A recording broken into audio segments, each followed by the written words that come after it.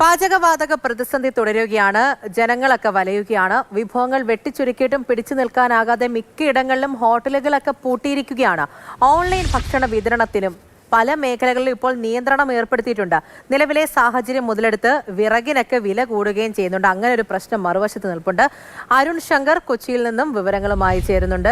അരുൺ, ഓരോ മണിക്കൂറിലും നമ്മളിങ്ങനെ പറഞ്ഞു പോവുകയാണല്ലേ ഓരോരോ പ്രതിസന്ധി, അത് ഏതൊക്കെ മേഖലകളെ ബാധിച്ചു പോകുന്നു എന്നുള്ളത്. ശരിക്കും ഒരു ഒരു സ്ഥലത്തേക്ക് ചെല്ലുക, ഇപ്പോൾ ഒരു ഹോട്ടലിലേക്കൊക്കെ ആണെങ്കിൽ ഒരു വലിയ തോതിൽ ബൾക്കായിട്ട് തന്നെ വിഭവങ്ങളൊക്കെ കൊടുക്കുന്ന ഐറ്റംസ് ഒക്കെ കൊടുക്കുന്ന ഒരു കടയിലാണ് എന്നുണ്ടെങ്കിൽ സ്വാഭാവികമായിട്ടും ഈ ഒരു സമയമാകുമ്പോഴത്തേക്കും മുൻപാണ്, പ്രതിസന്ധിക്കൊക്കെ മുമ്പാണ് എന്നുണ്ടെങ്കിൽ പെട്ടെന്ന് കാര്യങ്ങളൊക്കെ പോകും, സ്റ്റോക്കൊക്കെ പോകുന്നുണ്ടായിരിക്കും. പക്ഷേ അതൊക്കെ ഇപ്പോൾ ഒരു തടഞ്ഞു നിൽക്കുന്ന രീതിയിൽ അവിടെ തന്നെ എങ്ങനെയാണോ കട തുറക്കുമ്പോൾ അല്ലെങ്കിൽ എങ്ങനെയാണോ ഇതുവരെ വരുന്നത് ആ രീതിയിൽ തന്നെ കാര്യങ്ങൾ ഇങ്ങനെ പകച്ചു നിൽക്കുന്ന അവസ്ഥയാണ്. അങ്ങനെ സകല മേഖലയിലും പ്രതിസന്ധിയാണ്. ബദൽ മാർഗങ്ങളൊക്കെ ഉണ്ടെങ്കിൽ പോലും അതൊക്കെ കൊണ്ടുവന്നാലും പരിഹരിക്കാൻ പറ്റാത്ത അത്ര പ്രശ്നമായി പോയല്ലേ. എന്ത് ചെയ്യൂ ഇനി? തീർച്ചയായിട്ടും വലിയ പ്രതിസന്ധി തന്നെയാണ്. പല പ്രശ്നങ്ങൾ, അതായത് നമ്മളിപ്പോൾ പ്രത്യക്ഷത്തിൽ ഹോട്ടലുകൾ പൂട്ടുന്നു എന്ന് പറയുമ്പോൾ അതിനപ്പുറത്തേക്ക് അതിൻ്റെ പ്രതിസന്ധി അല്ലെങ്കിൽ അതിൻ്റെ ഇമ്പാക്റ്റ് ഉണ്ടാകുന്നു എന്നുള്ളതാണ്.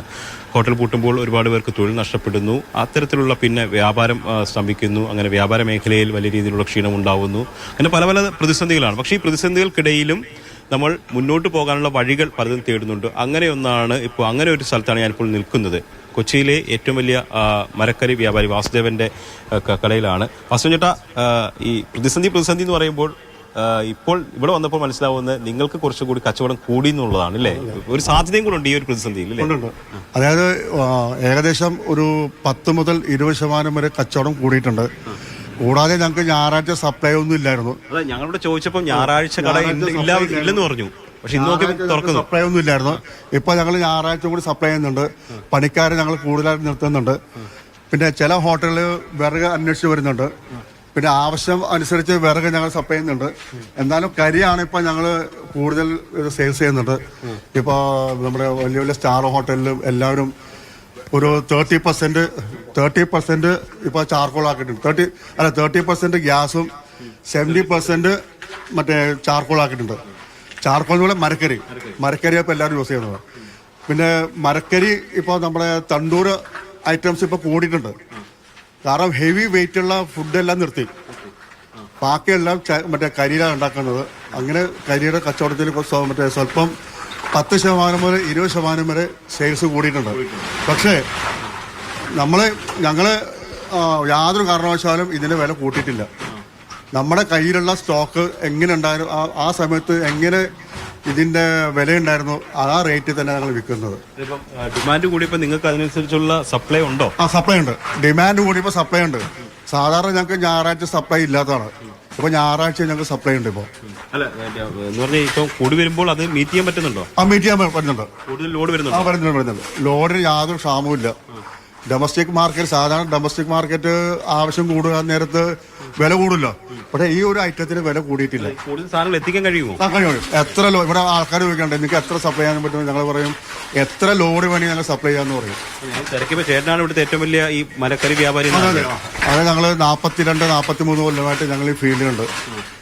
എൻ്റെ അച്ഛൻ്റെ കാലം പോലെ തുടങ്ങിയ ബിസിനസ്സാണ്. അച്ഛൻ ബർമാഷലിലായിരുന്നു, പിന്നെ ഇന്ത്യൻ ഓയിൽ കോർപ്പറേഷനിലായിരുന്നു. അതിനുശേഷമാണ് ഞങ്ങൾ ഈ കച്ചവടം തുടങ്ങിയത്. പിന്നെ മകനാണ് ഇപ്പൊ നോക്കുന്നത്. ഇപ്പം വന്നു കഴിഞ്ഞാലേ ഒരു സാധാരണ വീട്ടിന്റെ ആവശ്യത്തിനൊക്കെ വന്നു കഴിഞ്ഞാൽ എങ്ങനെ കിട്ടും? അവരുടെ ആസ് യൂഷ്വൽ അവരുടെ കൺസെപ്ഷൻ എത്രയാന്ന് വെച്ചാൽ അത് കൊടുക്കും. ചിലർ പറയും ഒരു പാട്ട വേണമെന്ന് പറയും, ചില ആൾക്കാർ പറയും 2 കിലോ വേണമെന്ന് പറയും, ചില ആൾക്കാർ പറയും 50 കിലോ വേണമെന്ന് പറയും.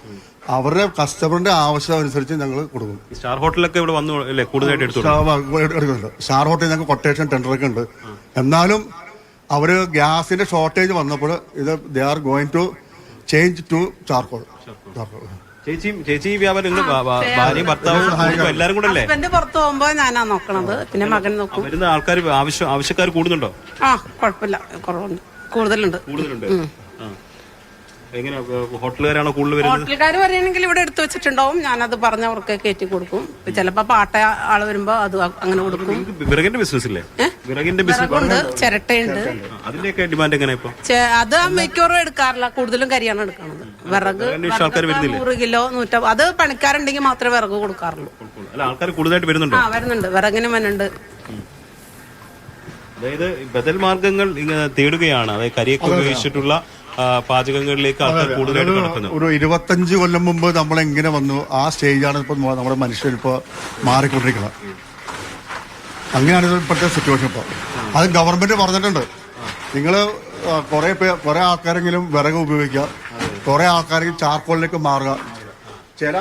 ചില സ്റ്റേറ്റിൽ പറഞ്ഞാൽ കോളാണ്. കോൾ ഇവിടെ കോളില്ല. കപ്പൽ കണക്കിന് അവർക്കുണ്ട്. ജാർഖണ്ഡിൽ അവിടെയൊക്കെ മറ്റേ UP-യിലൊക്കെ കോളുണ്ട്. അവർ കോളാണ് ഉപയോഗിക്കുന്നത്. പക്ഷെ ഈ കോള് നമുക്ക് ഇവിടെ ഉപയോഗിക്കാൻ പറ്റില്ല, അത് ഹാർഡാണ്. ഇത് എവിടെ വേണമെങ്കിൽ സാധനം ഉപയോഗിക്കാം.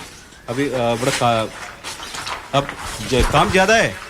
हाँ है काम है काम है. Okay okay Arun. അപ്പോൾ